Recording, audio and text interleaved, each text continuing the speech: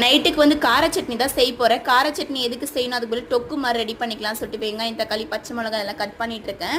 அவங்க வந்து என்ன சொன்னால் டீ மாதிரி போட்டு கொடு, நான் தோசைக்கு ஊற்றி சாப்பிட்டுக்கிறேன்னு சொல்லிட்டு சொன்னாங்க. நான் வேணாம், நான் இது தொக்கு மாதிரி ரெடி பண்ணிடுறேன், கொஞ்சம் சாப்பிடுவீங்கன்னு சொல்லிட்டு அதுவே வந்து ரெடி பண்ணிவிட்டேன். இஞ்சி பூண்டு வேறு இல்லை, கொஞ்சம் தான் இருந்துச்சு, போட்டுட்டு மிச்சம் ஒரு ஸ்பூன் வந்து எடுத்து வச்சிட்டேன். 2 முட்டையும் வந்து அதில் ஊற்றிட்டு கொஞ்சமாக தண்ணி தெளித்து கொஞ்சம் தொக்கு மாதிரி ஆகிடும். அது முட்டை தொக்கு மாதிரி இருக்கும், சூப்பராக இருக்கும். நான் வந்து தோசை ஊற்ற போகிறேன். அவங்களுக்கு தோசைக்கு மேலே வந்து இதை வச்சு கொஞ்சம் ஸ்பெஷலாக லவ்வாக பண்ணி கொடுக்கலாம் சொல்லிட்டு ரெடி பண்ணேன். ஹார்ட் ஷேப்லாம் ரெடி பண்ணல, சும்மா குட்டி தோசை மாதிரி ஊற்றினா அது கொஞ்சம் ஹார்ட் மாதிரி வந்திருக்கு. நெய் வந்து வீட்டில் செஞ்ச நெய், ஆல்ரெடி வீடியோலாம் போட்டிருப்பேன் இல்லைங்களா, நெய் வந்து செஞ்சது. ஸோ அம்மா வாசனையாக இருந்துச்சு. கிச்சனே வெளியே வந்து ரொம்ப அனலாக இருந்துச்சா, கொஞ்ச நேரம் இந்த ஃபேனில் காற்று வாங்கலாம் சொல்லிட்டு பாப்பாவுக்கு வாங்கினது. ரொம்ப குட்டியாக இருக்குது, ரிட்டன் போட்டுருணும்.